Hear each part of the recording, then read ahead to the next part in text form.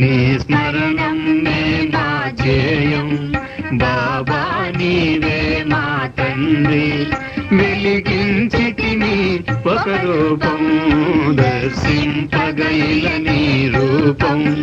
మా స్వాగతమిది శివ బాబా, నీ స్మరణం మే మా ధ్యేయం. బాబా నీవే మా తండ్రి.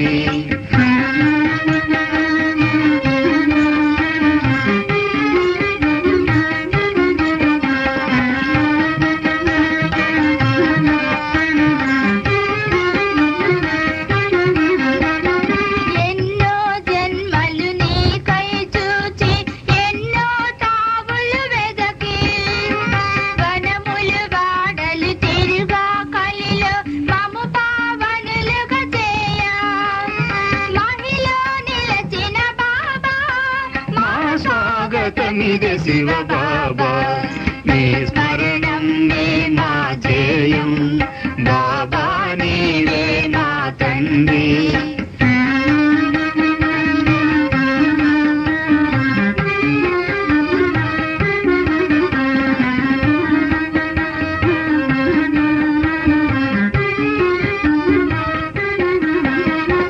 నీ ఆగమనం లోకంలో నిత్యానందం మాలో, నూతన కాంతులు వెలిగెనులే నీ గీతా బోధన వినగా.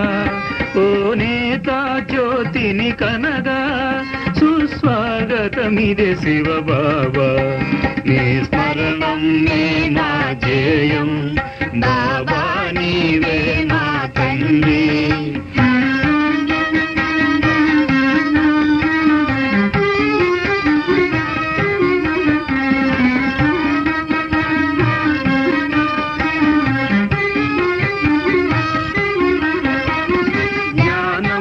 సగిన దాత, ఘన చరిత మహిమోపేత, సాధులోక సమత వినుత, ఓ సకల చరాచర నేత.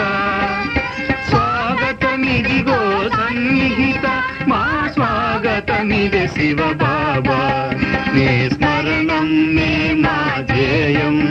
బాబా నీవే మా తండ్రి, వెలిగించితిని ఒక రూపం, దర్శింపగైల నీ రూపం.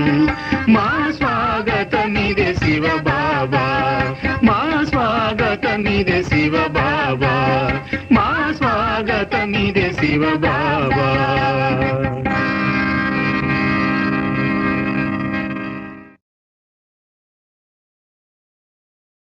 ఓం శాంతి. మధురమైన పిల్లలు, చదువుపైన పూర్తి ధ్యాస ఉంచండి. మాకు నేరుగా శివబాబాతో సంబంధం ఉంది అని భావించడం కాదు, ఇలా అనడం కూడా దేహాభిమానం కిందే వస్తుంది. ప్రశ్న: భారతదేశం అవినాశీ తీర్థస్థానము, అది ఎట్లా? జవాబు: భారతదేశం బాబా జన్మస్థానం కారణంగా ఇది అవినాశీ ఖండము. ఈ అవినాశీ ఖండంపై సత్య త్రేతాయుగాలలో చైతన్య దేవీ దేవతలు రాజ్యం చేస్తారు. ఆ సమయంలోనే భారతదేశాన్ని శివాలయము అని అంటారు. మళ్ళీ భక్తి మార్గంలో జడ విగ్రహాలను తయారు చేసి పూజ చేస్తారు. శివాలయాలను కూడా అనేకం తయారు చేస్తారు. కాబట్టి ఆ సమయంలో కూడా అది తీర్థస్థానమే అవుతుంది. కాబట్టి భారతదేశం అవినాశీ తీర్థస్థానము అనని చెప్పవచ్చు. పాట: ఓ రాత్రి ప్రయాణికుడా అలసిపోకూడదు. ఓం శాంతి. ఓ రాత్రి ప్రయాణికుడా అలసిపోకూడదు అని ఎవరు చెప్తూ ఉన్నారు? శివబాబా అంటూ ఉన్నారు. మనకి ఒక్క శివబాబానే ఉన్నారు, మనకి వారితోనే సంబంధము అని భావించే పిల్లలు కూడా కొందరు ఉన్నారు. కానీ వారు కూడా బ్రహ్మముఖం ద్వారానే వినిపిస్తారు కదా. తమను శివబాబా డైరెక్ట్గా ప్రేరేపిస్తూ ఉన్నారు కొందరు భావిస్తారు. కానీ ఇలా భావించటం పొరపాటు. శివబాబా తప్పకుండా బ్రహ్మ ద్వారానే శిక్షణ ఇస్తారు. పిల్లలు అలసిపోవద్దు, కానీ వారు మీకు అర్థం చేయిస్తున్నారు. మీకు శివబాబాతోనే సంబంధం ఉన్నా శిబాబా కూడా మన్మనాభవ అనే బ్రహ్మ కుమారీలు కూడా మన్మనాభవ అనే చెబుతున్న మీకు మీ శిక్షణకు ఇచ్చేందుకు కూడా నోరు కావాలి కదా. కొంతమంది పిల్లలు తమకు వారితోనే సంబంధం ఉందని భావిస్తారు. కానీ డైరెక్షన్ అయితే బాబా ద్వారానే ఇస్తారు కదా. డైరెక్షన్ మొదలైనవి డైరెక్ట్గా లభిస్తున్నట్లయితే మరి వారు ఇక్కడికి రావాల్సిన అవసరం ఏమిటి? శివబాబా బ్రహ్మ ద్వారా చెబుతున్నప్పుడు మరి మా ద్వారా కూడా చెప్పవచ్చు కదా అని భావించే పిల్లలు కూడా ఉన్నారు. కానీ బ్రహ్మ లేకుండా సంబంధము ఎప్పుడూ ఏర్పడజాలదు. కొంతమంది బ్రహ్మ లేక కుమారీలతో అలిగితే ఇక ఇలా అనడం మొదలు పెడతారు. యోగము శివబాబాతోనే జోడించాలి. బాబా పిల్లలకు శిక్షణ ఇచ్చేందుకు అప్రమత్తం చేసేందుకు మాట్లాడవలసి ఉంటుంది. నీవు క్లాసుకు సమయానికి రావటం లేదు అని బాబా అర్థం చేయిస్తారు. అలా ఎవరు అన్నారు? శివబాబా మరియు బ్రహ్మ దాదా ఇద్దరూ ఉన్నారు. ఇద్దరికీ శరీరం ఒకటే. కాబట్టి చదువు పైన పూర్తి ధ్యానాన్ని ఉంచాలి. ఉన్నతోన్నతమైన బాబా చదివిస్తూ ఉన్నారు. మొట్టమొదట శివబాబా మహిమనే చేయాలి. వారి మహిమ చాలా భారీ మహిమ, అనంతమైన మహిమ. వారి మహిమలో చాలా మంచి మంచి పదాలు ఉన్నాయి. కానీ పిల్లలు అప్పుడప్పుడు మర్చిపోతారు. విచారసాగర మతనం చేసి శివబాబాని గూర్చి పూర్తి మహిమను వ్రాయాలి. న్యూ మ్యాన్ అని ఎవరిని అనాలి? కృష్ణుడే స్వర్గంలోని కొత్త మానవుడు. కానీ ఈ సమయంలో బ్రాహ్మణుల పిలక మహిమ ఉన్నది కదా. పిల్లలను రచించినప్పుడు వారికి శిక్షణ ఇవ్వడం జరుగుతుంది.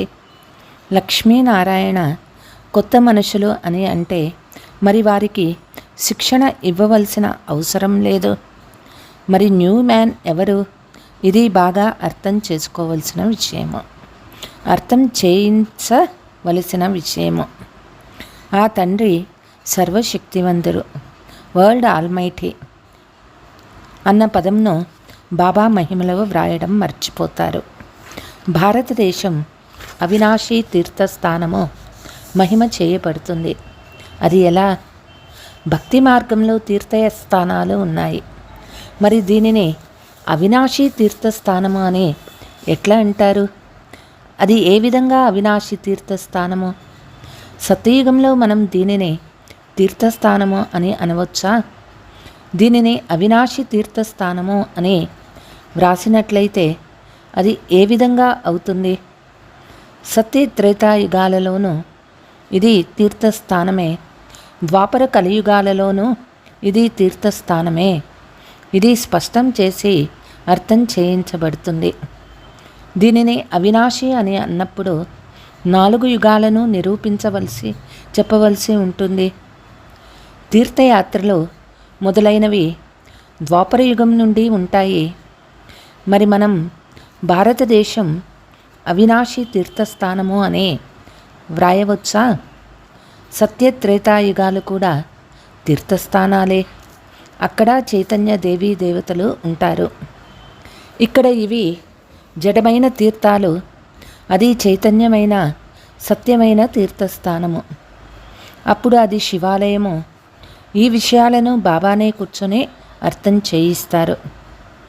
భారతదేశం అవినాశి ఖండము, మిగిలినవన్నీ వినాశమైపోతాయి. ఈ విషయాలను గురించి మనుషులకెవ్వరికీ తెలియదు. పతిత పావనుడైన బాబా ఇక్కడికి వస్తారు. ఎవరైతే పావన దేవీ దేవతలుగా తయారు చేస్తారో వారే మళ్ళీ ఈ శివాలయంలో ఉంటారు. ఇక్కడ బద్రీనాథ, అమరనాథకు వెళ్ళవలసి ఉంటుంది. అక్కడ భారతదేశమంతా తీర్థస్థానము. అలాగని అక్కడ శివబాబా ఉంటారని కాదు. శివబాబా ఇప్పుడే ఉన్నారు. మహిమ అంతా ఈ సమయానికిదే. ఇది శివబాబా జన్మస్థానము.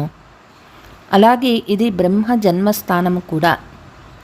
దీనిని శంకరుని జన్మస్థానము అని అనరు. అతడు ఇక్కడికి రావాల్సిన అవసరం ఉండదు. అతడు వినాశం కొరకు నిమిత్తుడై ఉన్నాడు.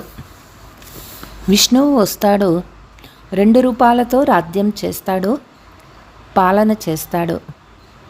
విష్ణువు 2 రూపాలను యుగల్ రూపంగా చూపించినారు. ఇది అతడి విగ్రహం మాత్రమే. సత్యయుగంలో వస్తారు.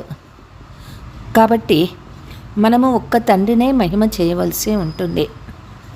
తాను రక్షించేవాడు కదా. వారైతే ధర్మస్థాపకులు కూడా రక్షకులు అని అంటారు. క్రీస్తు, బుద్ధ మొదలైన వారిని కూడా రక్షకులు అని అనేస్తారు. వారు శాంతిని స్థాపించేందుకు వచ్చారు అని భావిస్తారు. కానీ వారు శాంతి స్థాపన ఏమీ చేయలేదు. ఎవరిని దుఃఖాల నుండి విడిపించరు. వారైతే ధర్మస్థాపన చేయాలి. వారి వెనక అనేక ధర్మాల వారు వస్తూ ఉంటారు. ఈ రక్షకుడు అన్న పదము బాగుంది. ఈ పదాన్ని కూడా తప్పకుండా ముద్రించాలి. ఈ చిత్రాలు విదేశాలలో ప్రత్యక్షమైనప్పుడు అన్ని భాషలలోనూ వెలువడతాయి. వారు పోపు మొదలైన వారిని ఎంతగా మహిమ చేస్తూ ఉంటారు. ప్రెసిడెంట్ మొదలైన వారు చనిపోతే వారిని ఎంతగా మహిమ చేస్తారు. ఎవరు ఎంత గొప్ప వ్యక్తిగా ఉంటే వారి మహిమ అంత గొప్పగా ఉంటుంది. ఈ సమయంలో అందరూ ఒకే విధంగా అయిపోయారు. భగవంతుడిని సర్వవ్యాపి అని అనేస్తారు. ఈ విధంగా ఆత్మలందరూ మేము కూడా తండ్రియే అంటూ తమ తండ్రిని తిడుతూ ఉన్నారు. ఈ విధంగా మేము తండ్రి అని లౌకిక పిల్లలు కూడా అనరు కదా. వారెప్పుడూ తమ రచనలను రచిస్తారో అప్పుడే వారికి తండ్రిగా అవుతారు. అది జరగవచ్చు. ఇక్కడైతే ఆత్మలైన మనందరికీ తండ్రి ఒక్కరే. మనం వారికి తండ్రిగా అవ్వజాలము. వారిని సంతానంగా పిలవలేము. శివ బాలకుని వారసునిగా చేసుకుంటాము అంటూ జ్ఞానంలో రమణీకతతో అంటారు. కానీ ఈ విషయాలను కొందరు మాత్రమే అర్థం చేసుకుంటారు. శివబాబాకు వారసునిగా చేసుకొని అతనిపై బలిహారం అవుతారు. శివబాబాపై పిల్లలు బలిహారం అవుతారు. ఈ విధంగా బదిలీ జరుగుతుంది. వారసత్వం ఇవ్వడంలో ఎంతటి మహత్వం ఉంటుంది. దేహ సహితంగా ఏవైతే ఉన్నాయో వాటన్నింటికీ నన్ను వారసునిగా చేసుకోండి అని బాబా అంటారు. దేహాభిమానం తెగడం కష్టము. స్వయాన్ని ఆత్మగా నిశ్చయం చేసుకునే తండ్రి స్మృతి చేసినప్పుడే దేహాభిమానం అంతమవ్వగలదు. ఆత్మాభిమానిగా అవ్వడం ఎంతో కష్టమైనది. ఆత్మ అయిన మనము అవినాశి. మనం స్వయాన్ని శరీరంగా భావిస్తూ కూర్చున్నాము. ఇప్పుడు మళ్ళీ స్వయాన్ని ఆత్మగా భావించటంలోనే శ్రమ ఉన్నది. దేహాభిమానమే అన్నిటికంటే పెద్ద రోగము. ఎవరైతే స్వయాన్ని ఆత్మగా భావిస్తూ పరంపిత పరమాత్మను స్మృతి చేయరో వారి వికర్మలు వినాశం అవ్వవు. బాగా చదువుకున్నట్లయితే నవాబుగా అవుతారు. శ్రీమతంపై నడవాలి. లేకపోతే శ్రీశ్రీ హృదయాన్ని అధిరోహించటం కూడా అసంభవమే. హృదయం పైకి ఎక్కినప్పుడే సింహాసనంపై ఎక్కగలరు. చాలా దయార్థ హృదయులుగా అవ్వాలి. మనుషులు చాలా దుఃఖీలుగా ఉన్నారు. చూసేందుకు చాలా షావుకారుగా ఉన్నారు. పోప్కు ఎంత గౌరవం ఉందో చూడండి, బాబా ఎంత నిరహంకారియో చూడండి అని అంటారు. నా సాంగత్యంలో అంతగా ఖర్చు చేయకండి అని వారు అనరు. బాబా ఎక్కడికైనా వెళ్ళేటప్పుడు ఎటువంటి ఆర్భాటాలు మొదలైనవి చేయకండి. స్టేషన్కు కూడా అందరూ రాకండి. ఎందుకంటే నేను గుప్తంగా ఉన్నాను అని మొదటే ఉత్తరం వ్రాస్తారు. ఇవి కూడా చేయవలసిన అవసరం లేదు. మీరు ఎవరు అన్నది ఎవరికీ తెలియదు. మిగిలిన వారందరి గురించి తెలుసు. శివబాబాని గురించి ఏమాత్రమూ తెలియదు. కావున గుప్తంగా ఉండడం మంచిది. ఎంతగా నిరహంకారిగా ఉంటే అంత మంచిది. మౌనంగా ఉండటమే మీ జ్ఞానము. కూర్చొని బాబా మహిమను చేయాలి. బాబా పతిత పావనుడు, సర్వశక్తివంతుడు అని వారి ద్వారానే అర్థం చేసుకుంటారు. తండ్రి నుండి వారసత్వం లభిస్తుంది. ఈ విధంగా పిల్లలు తప్ప వేరే ఎవ్వరూ అనలేరు. శివబాబా ద్వారా మాకు కొత్త ప్రపంచపు వారసత్వం లభిస్తుంది అని మీరంటారు. చిత్రాలు కూడా ఉన్నాయి. మనం ఈ దేవతల్లా తయారవుతాము. శివబాబా మనకు బ్రహ్మ ద్వారా వారసత్వాన్ని ఇస్తూ ఉన్నారు. కాబట్టి శివబాబా మహిమని చేస్తారు. లక్ష్యము, ఉద్దేశము ఎంతో స్పష్టంగా ఉండి ఇచ్చేవాళ్ళు వారే. బ్రహ్మ ద్వారా నేర్పిస్తారు. చిత్రాలపై అర్థం చేయించాలి. శివుని చిత్రాలు కూడా ఎన్నో తయారు చేశారు. బాబా వచ్చి పతితుల నుండి పావనంగా తయారు చేసి అందరినీ ముక్తి, జీవన్ముక్తిలోకి తీసుకువెళ్తారు.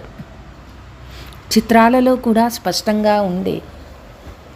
కాబట్టి వీటిని అందరికీ ఇచ్చినట్లయితే అక్కడికి తీసుకువెళ్ళి చదువుతారు. బాబా కూడా చెబుతూ ఉన్నారు, ఇక్కడి నుండి ఈ వస్తువును తీసుకువెళ్తారు. ఇక్కడికి వెళ్ళి వాటిని అలంకరించవచ్చు. ఇది చాలా మంచి వస్తువు. పరదా బట్టలపై బాగా ఉపయోగపడతాయి. ఈ చిత్రాలలో కూడా కరెక్షన్ జరుగుతూ ఉంటుంది. రక్షకుడు అన్న పదం కూడా అవసరమే. ఇంకెవ్వరూ రక్షణలుక్కులు కారు, పతిత పావనులు కారు. పావన ఆత్మలు వచ్చినా వారు వచ్చి అందరినీ పావనంగా తయారు చేయరు. వారి ధర్మాలు వారు కిందకు వచ్చి పాత్రలోకి రావాల్సిందే. ఈ పాయింట్లను కేవలం వివేకవంతులైన పిల్లలే ధారణ చేస్తారు. శ్రీమతంపై నడవకపోతే చదవరు, మళ్ళీ ఫెయిల్ అయిపోతారు. వీరి నడవడిక ఎలా ఉంది అని స్కూల్లో నడవడికను కూడా చూడటం జరుగుతుంది. దేహాభిమానంతో అన్ని వికారాలు వచ్చేస్తాయి. ఆపై ధారణ ఏమీ జరగదు. ఆజ్ఞాకారి పిల్లల్నే బాబా కూడా ప్రేమిస్తారు. పురుషార్థం ఎంతగానో చేయాలి. ఎవరికైనా అర్థం చేయించేటప్పుడు మొదట తండ్రి మహిమను చేయాలి. తండ్రి మహిమ వారసత్వం ఎలా లభిస్తుంది? బాబా మహిమను పూర్తిగా రాయాలి. చిత్రాలనైతే మార్చలేరు. శిక్షకులనైతే పూర్తిగా వ్రాయవలసి ఉంటుంది. బాబా మహిమ వేరే. తండ్రి నుండి కృష్ణుడికి వారసత్వం లభించింది కాబట్టి అతని మహిమ వేరు. తండ్రిని గురించి తెలియని కారణంగా భారతదేశం గొప్ప తీర్థస్థానము అని అర్థం చేసుకోరు. భారతదేశం అవినాశి తీర్థస్థానము అని నిరూపించి చెప్పాలి. ఈ విధంగా పిల్లలైన మీరు అర్థం చేయించినట్లయితే మనుషులు వినే ఆశ్చర్యపడతారు. భారతదేశం వజ్రతుల్యంగా ఉండేది. మళ్ళీ అదే భారతదేశాన్ని గవ్వతుల్యంగా ఎవరు చేశారు? ఇందులో అర్థం చేయించవలసిన, విచారసాగర మతనం చేయవలసిన అవసరం ఎంతగానో ఉన్నది. ఇందులో ఈ కరెక్షన్ జరగాలి అని బాబా వెంటనే తెలియచేస్తారు. కానీ అలా పిల్లలు చెప్పరు. బాబా అయితే కరెక్షన్ చేయాలనుకుంటారు. ఒక ఇంజనీరు ఉండేవాడు. అతనికి మిషన్లో ఏది పాడైపోయిందో అర్థం కాలేదు. ఇంకొక అసిస్టెంట్ ఇంజనీర్ ఉన్నాడు. అతడు దీనిని ఈ విధంగా చేస్తే బాగవుతుంది అని చెప్పాడు. దాంతో నిజంగానే ఆ మిషన్ బాగైపోయింది. అందుకు అతడెంతో సంతోషించి ఇతనికి ప్రమోషన్ ఇవ్వాలి అని అన్నాడు. దాంతో అతడి జీతం పెంచారు. అలాగే మీరు కూడా కరెక్ట్ చేస్తే బాబా అభినందిస్తాను అంటారు. సంజయుడు జగదీష్ బాయి ఉన్నాడు. మంచి మంచి పాయింట్లను వెలికి తీస్తే బాబా సంతోషిస్తారు. పిల్లలకి సేవ చేసే అభిరుచి ఉండాలి. ఈ ప్రదర్శని మేళాలు మొదలైనవన్నీ జరుగుతూ ఉంటాయి. ఎక్కడెక్కడ ఎగ్జిబిషన్లు జరుగుతూ ఉంటాయో అక్కడ ఇవి కూడా చేయవచ్చు. బుద్ధి తలుపులను తెరవాలి. అందరికీ సుఖాన్ని ఇవ్వాలి. స్కూల్లో నెంబర్ వారీగా చదివేవారు ఉంటారు. బాగా చదవకపోతే వారి నడవడిక కూడా బాగోదు. अच्छा मीठे मीठे सिकीलते बच्चों प्रति माता पिता बाप दादा का याद प्यार और गुड मॉर्निंग. रूहानी बाप की रूहानी बच्चों को नमस्ते. हम रूहानी बच्चों की रूहानी माता पिता बाप दादा को याद प्यार गुड मॉर्निंग डबल नमस्ते. ధారణ: ఎవరితోనైనా అలిగి చదువును వదిలివేయకూడదు. దేహాభిమానాన్ని వదిలి స్వయంపై దయ చూపించుకోవాలి. బాబా సమానంగా నిరహంకారిగా అవ్వాలి.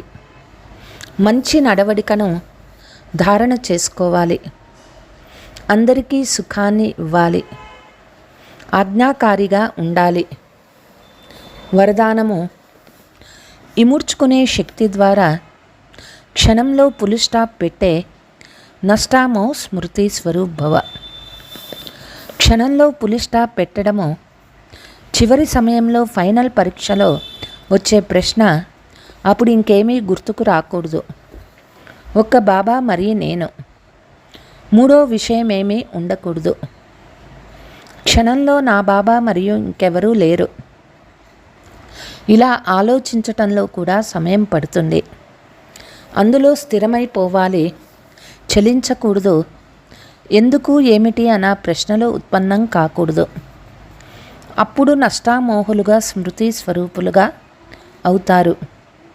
కాబట్టి ఎప్పుడు కావాలనుకుంటే అప్పుడు విస్తారంలోకి, ఎప్పుడు కావాలనుకుంటే అప్పుడు ఇముడ్చుకుంటే అదే ఉండే అభ్యాసం చేయండి. బ్రేకు శక్తిశాలిగా ఉండాలి. స్లోగన్: ఎవరికైతే స్వమానపు అభిమానం ఉండదో వాళ్ళే సదా నిర్మాణ చిత్తులై ఉంటారు. అచ్చ. ఓం శాంతి.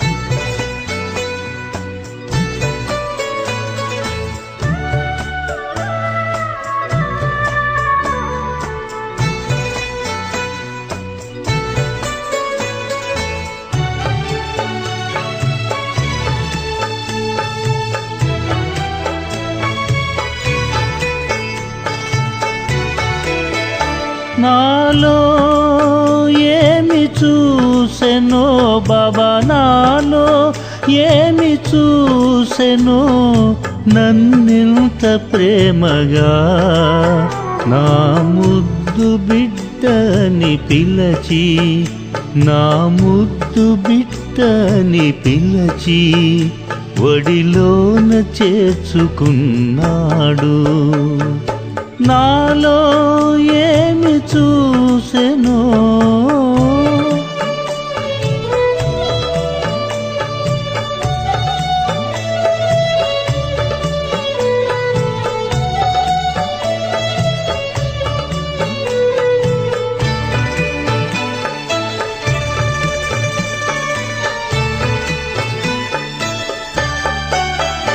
నీ ప్రేమ మదిని తలచి ఆనంద అశ్రువులు నిండి ముత్యాల మాలగా మలచి పదిలంగ ఎదలో దాచాను. దృష్టితో శక్తి నింపి, దృష్టితో శక్తి నింపి బాధలు హరించేవు. నా ముద్దు బిడ్డని పిలచి, నా ముద్దు బిడ్డని పిలచి ఒడిలోన చేర్చుకున్నావు. నాలో ఏమి చూసెను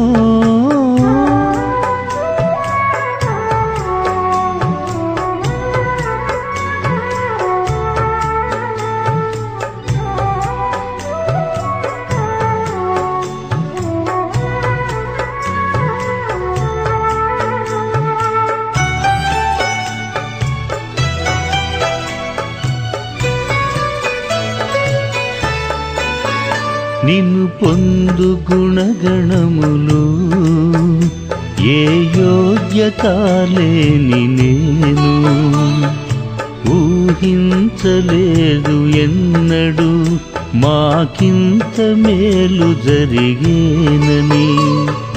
నా ఇంత చిన్న మనసులో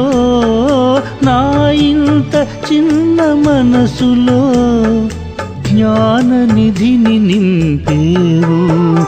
నా ముద్దు బిడ్డని పిలచి ఒడిలోన చేర్చుకున్నావు. నాలో ఏమి చూసెను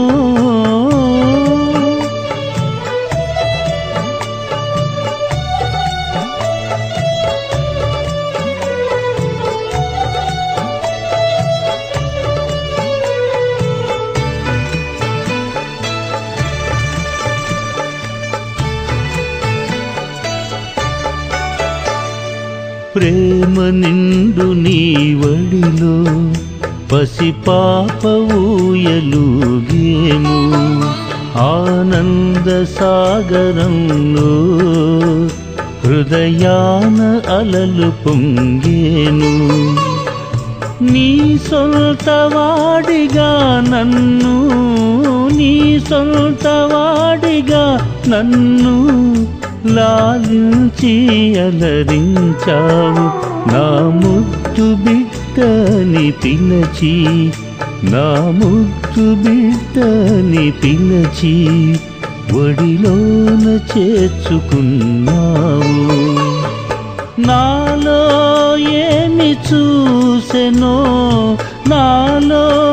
ఏమి చూసెనో నన్నింత ప్రేమగా నా ముద్దు బిడ్డని పిలచి ఒడిలోన చేర్చుకున్నావు. నాలో ఏమి చూసెనో